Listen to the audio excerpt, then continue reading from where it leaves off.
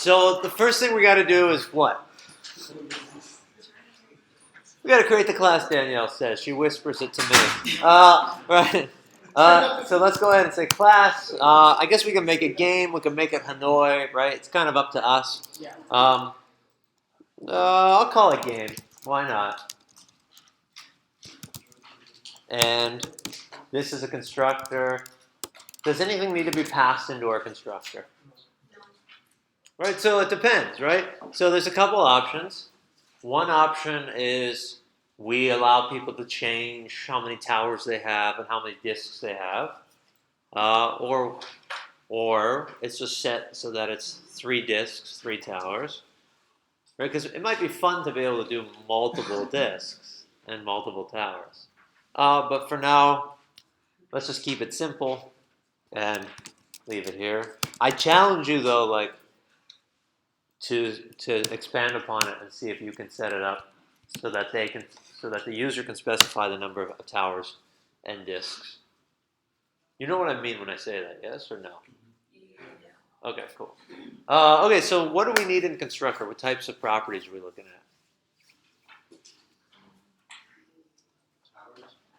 at? Will.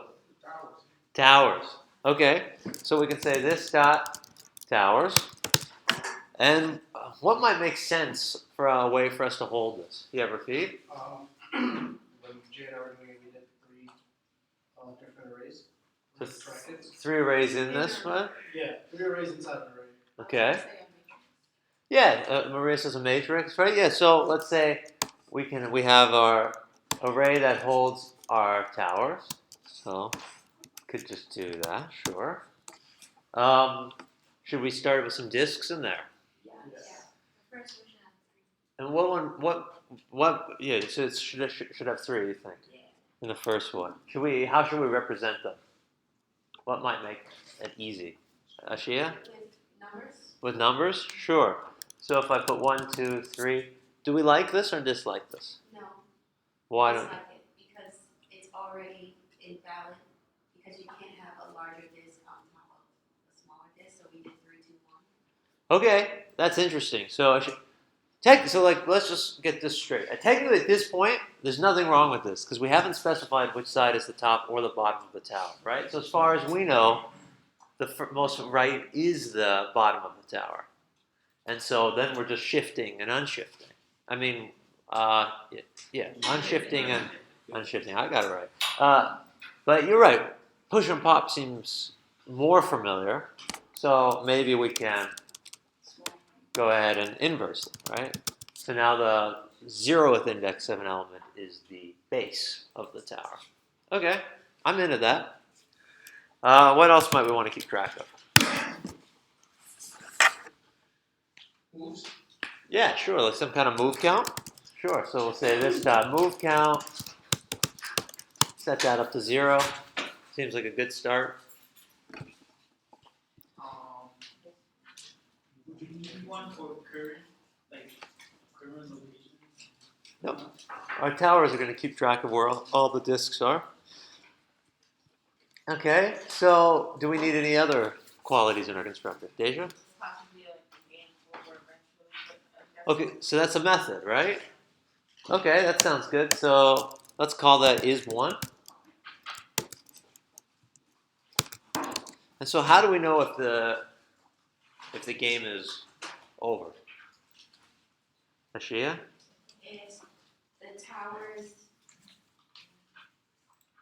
equal to, not including the first tower, the first index, if the other tower is equal to 3, 2, 1. Okay, or just even has a length of 3, right? Yeah. No, because then if the length. No, you're right. Never mind. Okay, thank you. Okay, that's all right, right? It's fun. It's all about debating, right? If you disagree with something I say, boom, call it out. Like that's not only accepted, it's encouraged, right?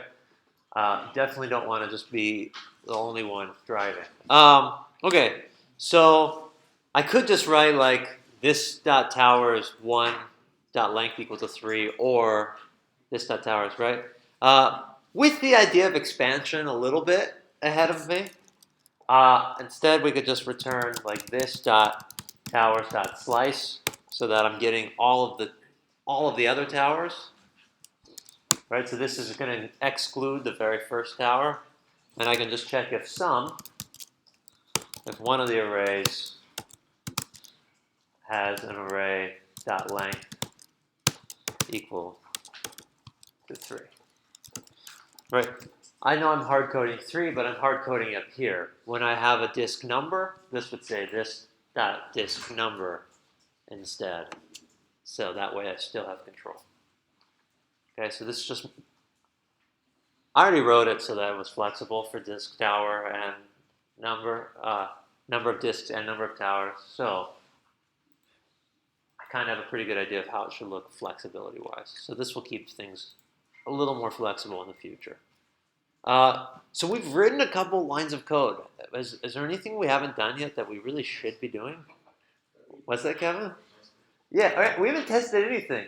That is a bad thing. If you remember working your way through that curriculum yesterday, I think it constantly told you to test everything. So let's go ahead and check. So we'll say, let's make a game is equal to new game. We should console.log our game. And then we should console.log game.is1. And we're expecting to see a game object as well as a false. Great. Looks pretty good. Let's test to see in the event that it does win. Doesn't matter. It's only checking for length here. Now it should show us true. Okay, so our is1 is working. Okay, we tested it just by making one of these other arrays complete so that we can see the length is 3. It fires it as true. But we obviously don't actually want those in there, just for testing. Okay, sounds pretty good. What else might we want to do? Yeah, Shia. How is it going to determine if it's in the right order, though, if it's for the is1? Great question. So Shia's question is, how is it going to determine if it's in the right order if it's an is1? Fel, you got an answer? Yes. Okay, go ahead. So before that, when we were checking if the move is valid, that will make sure that they're in order because you won't be able to do the move if it's not in order, so that it would be accurate. Yeah, so what Val is essentially saying is the way we're going to build it is it's going to be impossible for a tower to exist that's in the wrong order because we won't allow a piece to move unless it is an okay move. So that's fine. I think for a project at least of this size, right, that level of protection is enough. Okay, so we got our is1. We probably should have some is valid move, right? Yes. Because if it's a valid move, then we can make our move and all that. So let's go ahead and say is valid move, right? These all start with the word is because it returns a Boolean, right? What do we want to pass in here? Maybe someone I haven't heard from. All right, Sheila, let's do it. We'll do it anyway. You can move from and then a move to. A from and a to? Yeah. So this would be the tower from to the tower to. Okay, that sounds fine to me. We'll say from and to. And so what makes a move valid, right? This is something we have to think about. Will, what are you thinking? It's valid if, first of all, the disk that you were moving is not gonna go on top of smaller disk. That's one. Okay, so let's go ahead and just disk must be smaller. Okay, that's one. What are some other rules? Bigger disk can't go on the smaller disk. What, Britt? Bigger disk can't go on the smaller disk. Yeah, that's definitely is true. That's what Will said. Deja? If the disk is smaller, then push it to that. Yeah, that's the exact same as Brett and Will, just inverted. Isaiah? If the tower is empty, if which tower is empty, The tower you move to, then what? then it should be true. It is a valid move. Okay, so that's something to think about. So if 2 is empty, then true. But what if my from is empty? Does that make a difference? Yeah, Giovanni. If it's empty where you're picking from, it should be false. Okay, so if from is empty, then false. Then whatever. Then, isn't it? Any other things? Oh, come on. I'm sure someone sees one more rule. See how? Yeah, basically, if the disk is big, so when you move the smaller one, it's true. Yeah, I think that one's hitting same as I just wrote this must be smaller, as in smaller than the big one. So that's what Deja Britton will. What else? Come on, your user could be crazy. Yeah? That they're actually selecting one of the disks and not Right. what they want. It needs to actually select one of the disks. Right? We have to actually get an array back from when we key into it at whatever they pass in. So our 2 and from must be within a range. Right? We can ensure that it's a number if we wanted to.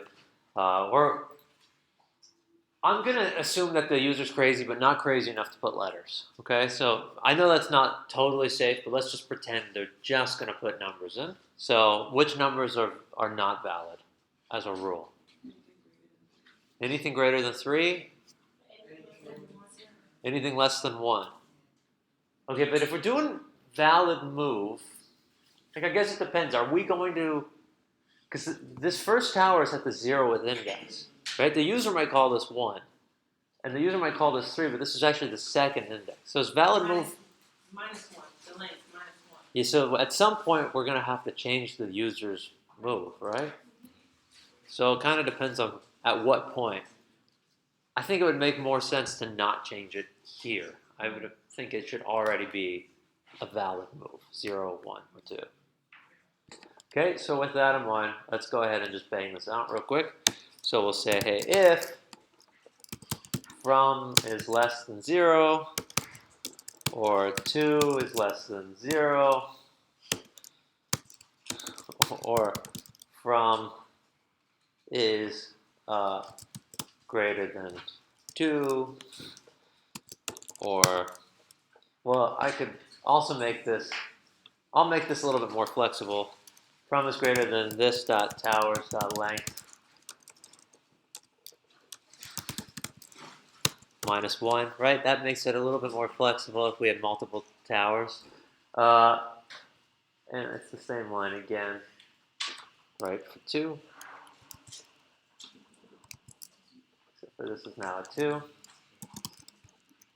Oops, not Tor. What do we want to return?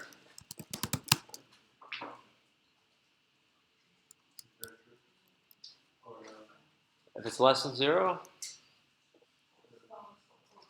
False. Right?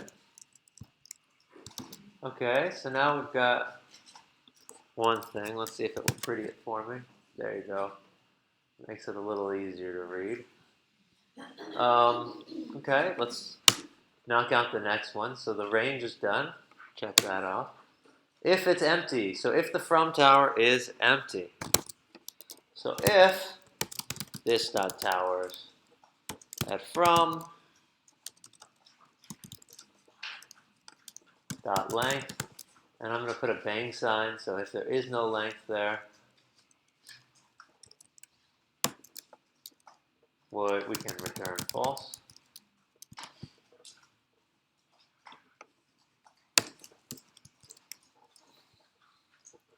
Right, and we said if the tower 2 is empty though, then we know it's true, because obviously at this point, underneath this, if the from is also empty, that would have already stopped it. So I can just change this dot towers dot 2, and set this to true. Okay, so that knocks these two out of the way. Excellent.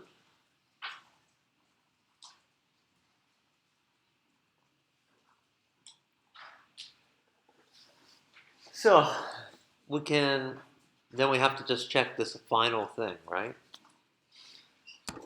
So we have to get the last element from the from and the last element from the to, right? So we can say, let's try to write this a little cleaner. Tower from this dot towers dot from, and we can make a towers to.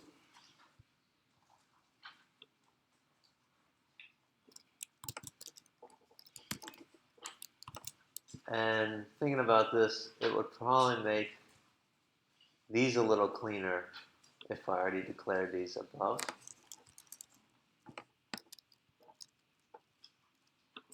So that this is now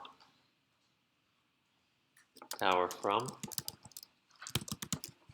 and this is now tower to. Right, we always want to try to write cleaner and cleaner code.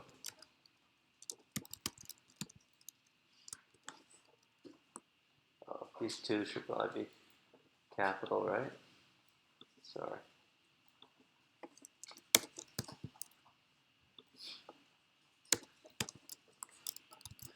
Okay, so now we have our tower from, tower to.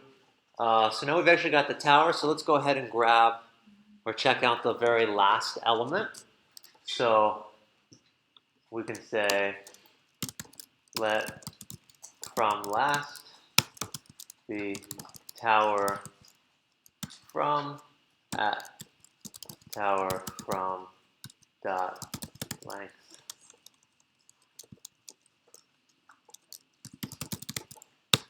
Minus 1. And we can do the same thing for 2 last. I should probably have lowercase this. Tower 2. Right, I'm just making variables so it's not some giant thing to read. And so we have our last disk now from the tower that we want to move it from, and we have the last disk from the tower we want to move it to. So then we can just go ahead and return that from last is greater than, or is less than, to last. Right? Logic should make sense there. Because if from last is greater than, then we shouldn't be able to make that move. Questions on this method? Right, don't blindly copy. Make sure you understand it. If you understand it, great. If you don't understand it, you should really ask a question. Why are we setting those variables now? Great. So we're setting these variables just to make this more readable. You definitely don't need any of the variables, but if you don't, then each line will be very long, and so it'll be a lot harder to read. Isaiah. On line 25, should it be tower 2 or tower from? This should be tower 2. Good catch.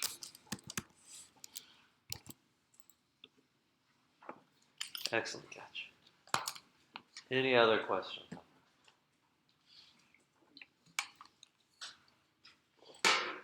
Siham. Sure. So I've already separated out the tower that I'm taking the disk from and the tower that I'm taking the disk to. I've called them tower from and tower to on lines 19 and 20, or 20, 21, whatever. And then on 24 and 25, I'm getting the last disk from each one of those towers. So this is the from last. I could call this disk if you want. I can just change all of the last.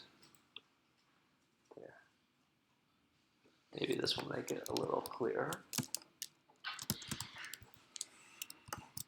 So we can see that's the last disk from the from tower and the last disk from the to tower. And it's making sure that the from tower's disk is smaller than the to tower's disk.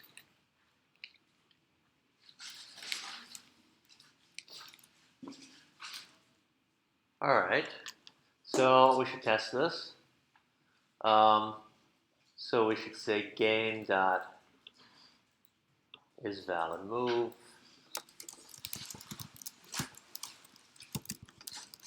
And we could pass in 0 to 2.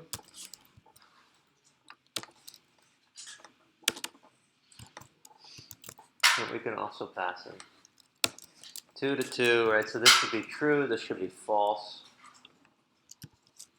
We'll try it out. True and false. So we've checked for an empty condition here. We've checked for a good move because it's starting. Let's say we wanted to do -1. This should also be false now, so it should be false, false. Okay, that's good. And let's set up a board up here that also seems reasonable. So let's say we take the 1 away, and I put the 1 in here. So I should be able to do 1 to 0, but I shouldn't be able to go 0 to 1. So I will say 1 to 0, but I shouldn't be able to go from 0 to 1. So this, I'm expecting true, false. If I don't get that, we'll have to do further investigation. But I did get that, so I think his valid move is probably going to work. If not, I'll catch the bug later.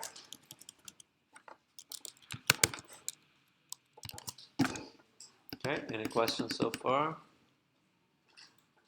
Okay, so if we've got a valid move, we'll probably want to be able to do what?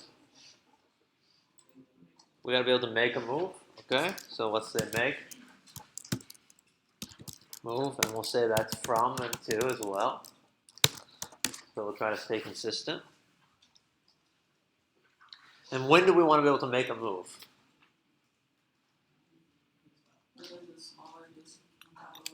Okay, sounds like you're doing a validity check. Yeah? Yeah, so if it's a valid move, then we'll make the move. If it's not a valid move, we will not. So let's say if this dot is valid move, we will go from and to in here.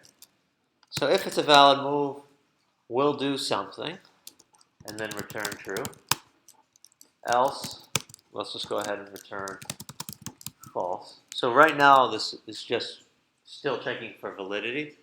The reason I'm going to have something return true or false is that way I'm just going to call to make a move, and if it's not successful, I'll be able to keep prompting. So I just want a little feedback from when I make the move. Like true, we made that move for you, or false, we did not. So how do I go ahead and actually make this move?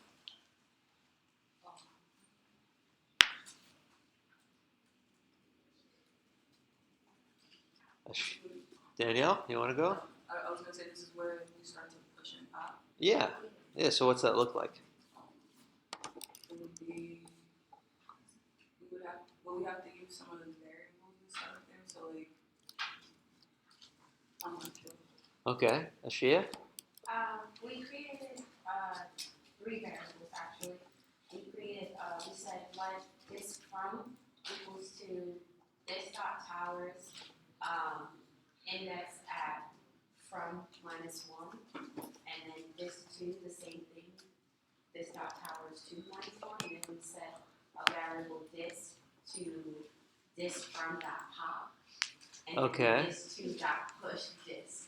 Okay, I hear you. I think we might be able to do it even simpler, but that sounds like that would work. Will? The way that we did it, we towers 2, dot and shift, call it, and inside this, we're gonna pass in the tower from shift.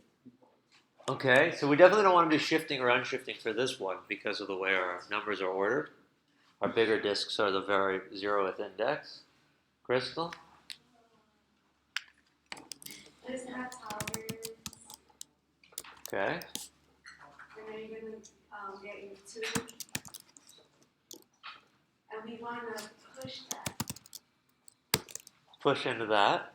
yeah. What do we want to push into that? This got towers Yeah? from, Yeah? and then we have to pop. Okay, looks good. Alright, we can do that in one line. That seems fine. What should we do next?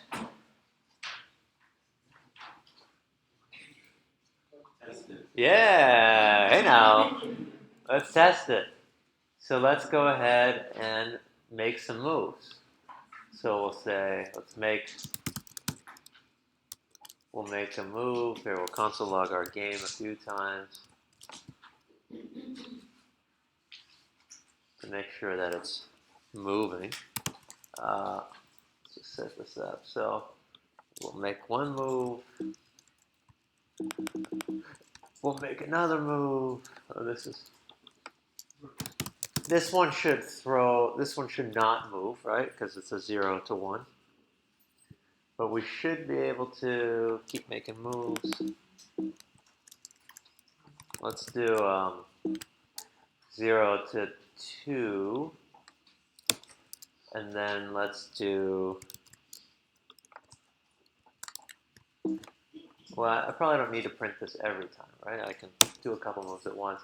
I can do 0 to 2, then 1 to 2, and then let's do 0 to 1. Let's say 2 to 0. And then we'll say 2 to 1. And then I think 0 to 1. I think that will give us the end of the game, right? Is anybody else doing it too? We'll console log it if it's over. Console.log game.is 1. Okay, let's take a look at what we got. Oops. Okay, and we did win the game. Perfect. So we got all of these moves. We should have a false in there. That false was when we went from 1 to 0 because there is no 1 there. Then we did 0 to 1. And we did all the moves until we actually moved them all. Okay, so our move is working. Right? And our is 1 still works too at the very end. So that's kind of cool. Questions on any of that? Anything else we're missing? Isaiah? Yeah, we're missing a play function. Anything else we're missing about making the move? Doug? So if you do make the move, you want to add one to the move count. Perfect, right? We got to keep track of that move count. We said we were going to do. So we'll say this dot move count plus plus. All right, let's not forget about that little guy. I should probably comment down all these console logs because it's going to drive me crazy.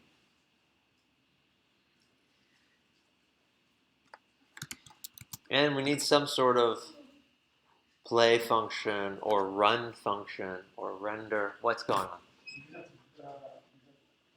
don't know if you put let's see, the constructor, this move count. Yeah, we did that. Is that the constructor is there? Yeah. Good catch, though. Keep us honest, right? Okay, so let's also have like a little render function, so we don't have to keep printing out the whole object. I'm gonna make my render function like stupid easy, because I don't really want to spend a lot of time trying to make this look too hot. So let's just go ahead when we call render, and we'll just log this.towers. Okay. That way we'll just see the arrays and we can move them. But we don't have to see the whole game object. It's okay, that's the point of the exercise wasn't that. Although if you spend a lot of time and you have a kick-ass like render, that's great. Okay, so we should have a run, and if we do it the App Academy style, they also had like a prompt kind of move, right? So let's do prompt move first. Let's see how we want to design that. Okay, so let's go ahead and make a prompt move.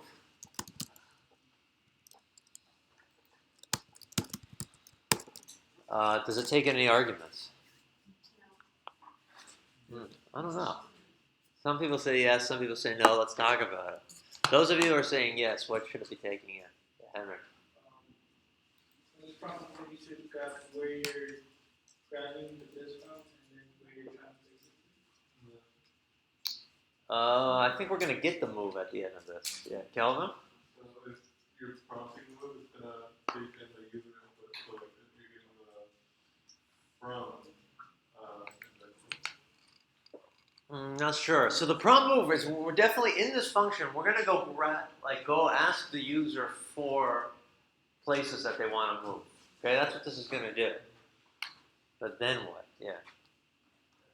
What happens once we get stuff back? Remember, it's going to be asynchronous. Shia? You can call the make move function to the answer. Sure, we could call some kind of make move or something. Do we need to hard code that No. in there? Or who said that? Who said that? I heard somebody say callback. Well, I think we could put a callback in here. And let's try it out and just see what that might look like. So we'll say callback. Okay, so the very first thing when we go to prompt the move, what should we show the user? The board, I heard. So that's going to be this.render. Sounds good. Maybe we want to clear things out right before. Say this dot or console.clear. So, there we go. Not log, clear. Okay, so we clear the console, we render it, and then what do we want? What do we need to do? What's next? We got to ask the question, right? In order to do that, what do we need? So yeah, we could use readline sync. The bonus challenge of yesterday was to try to do it with just readline because it's native to Node. So let's go ahead and do it with readline. So we'll say const readline, and we need to require readline. Right, no packages necessary, besides one that's built in. The difference is that this one is now asynchronous. What do we need to have pass? What else do we need when we're dealing with the readline here and we want to get user input and output? Yeah, we got to create a interface. So I'm going to go ahead up here. And I'm going to do that right now, right? This is something that we could potentially pass in from a different function file and all that. But for now, I'll just say RL.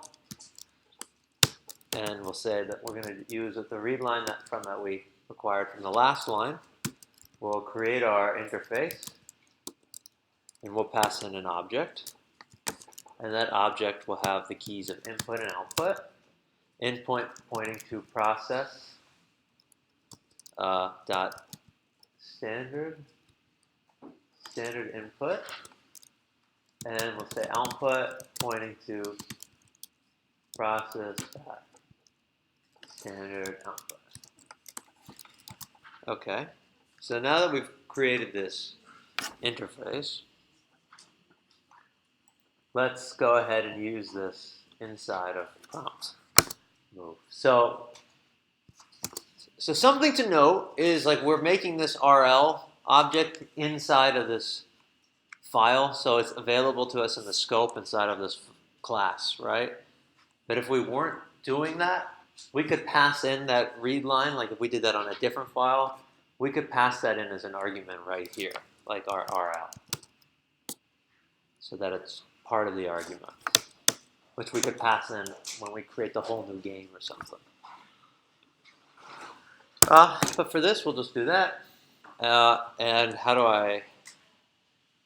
Let's ask for the first tower, yeah? So we'll say RL dot question,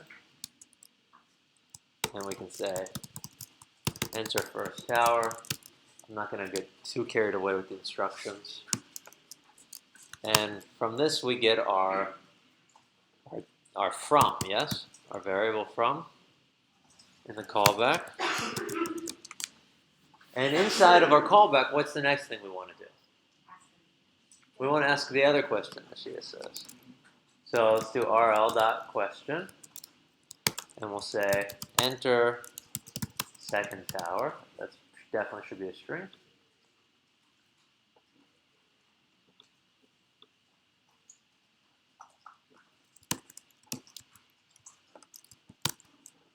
And what argument is this going to give us back? The 2, right? Okay. And so then inside of here, I now have my from and my to of where the user wants to move. So I'm going to call a callback. Let's say callback, and I'm going to pass in our from -1 and our second -1, or our whatever, 2. So we'll say from -1 and to -1.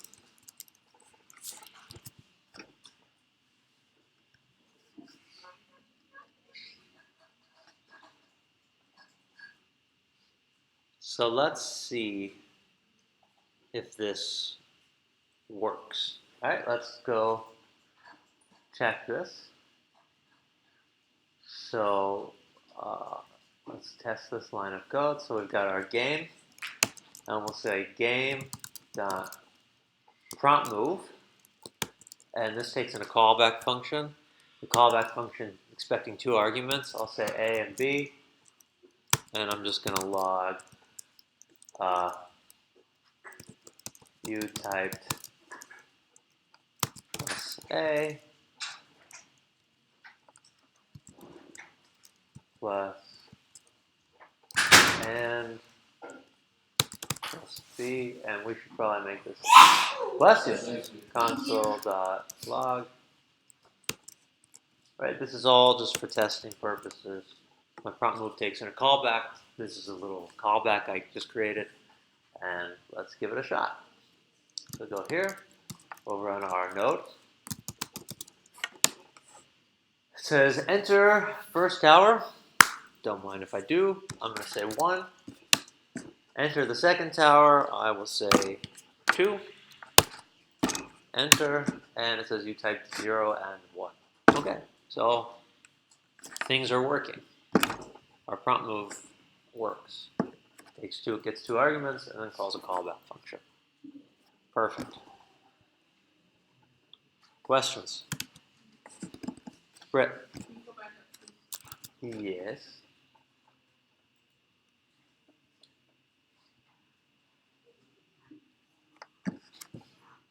Any question about it, or just go up?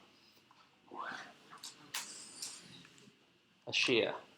Why are you doing the -1 in the callback on line 15? Good question. The question is, why am I subtracting 1 from the from and the to? In this example, I'm assuming my user doesn't know that arrays start at the indices of 0. So I'm kind of pretending like I had a kind of a sexier render than just an array with arrays in there. And so that the user would see 3 towers, and they would say 1 for the first tower.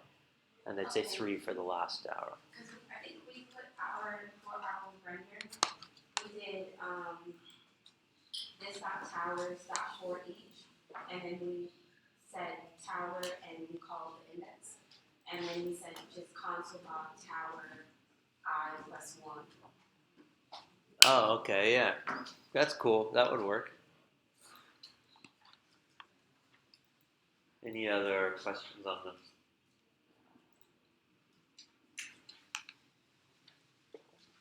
Yeah. Yeah. Do we have to close on the inside and the outside? Do we have to close on the inside or not? What does that mean? The RL dot close. So I think we should only close it one time for when we want to finish the game. You'll see that's why this is still open, is because I haven't set up anything for it to close. Good question. Any other questions?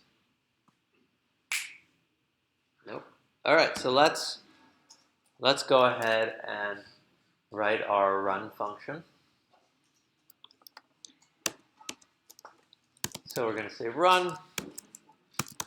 What does run need to do? Everything. What does that mean? What's the first thing our run needs to do? Isaiah? Yeah. Does it want to do that now, or does it want to do that later? Later. What is the first thing it's going to want to do? Doug? Render the game. So we've already got one thing that renders the game. Okay. Yeah, so what if the first thing we do is prompt the move? Let's say this dot prompt move, and prompt move takes in a callback function, right? Because we only want to do different things depending on that, because we want it to wait. We can't let this thing just keep running. So if we do like, is it the game over right now? And if it's not, we call what? We call run again. Then it's just going to keep calling it. So we need to do that all now inside of this prompt move. Specifically, it's callback. So what are the two arguments that the callback of prompt move is expecting? From and to, right? So we're going to say from and to. And with that, what do we want to try to do with our from and to? Check it if it has a bunch. Okay, so our make move currently checks if it's valid already. Check if the game is won. Not yet. Rafid? Check if it is a valid move. Our make move already does that. Isaiah? Make the move. Let's try to make the move, right? And our make move returns what? True or false, right? So I can make the move and check if I made the move at the same time, yes? So I could say like, hey, if this dot make move from and to. So if or more specifically, what if I didn't get to make this move? So if I didn't make the move, let's console log invalid move.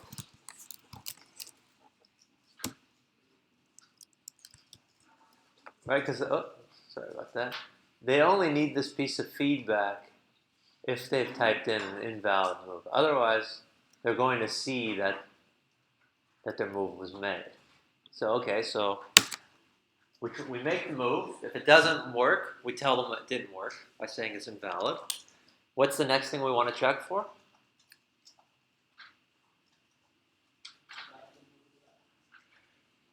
Sorry? Isaiah said it earlier. That's your hint. Kelvin? We already made the move.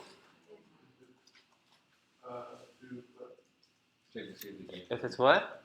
we're gonna what's it called, like play the actual game? Okay. How do we? Well, we're run is play in this situation. See if the Yeah. game is Yeah, we got to see if this game is over yet, right? Because if the game's not over, what are we going to want to do? We want to run it again, right? So we'll say, hey, if this dot is 1, so if this is not 1, I'm throwing that bang operator in there. So if the game's not 1, let's run this again. let's just go ahead and say this dot run, as in keep running the game. Else, that means the game is over, right? So in the instance that the game is over, what do we need to do? What's the cleanup? The game's done. What needs to happen? No, we got to close it. We can close the RL. So I'll say RL.close. What else might the user want to see? Just raise your hands to Deja. Okay, so we can say, we can console log,